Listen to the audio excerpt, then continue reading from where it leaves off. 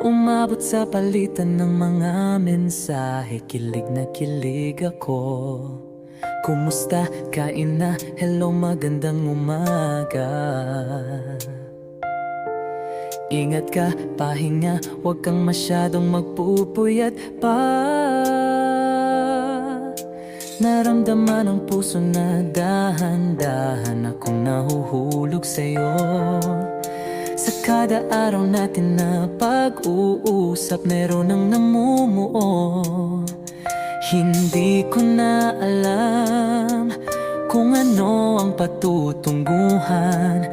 Ang hiling ko lang naman na itong naramdaman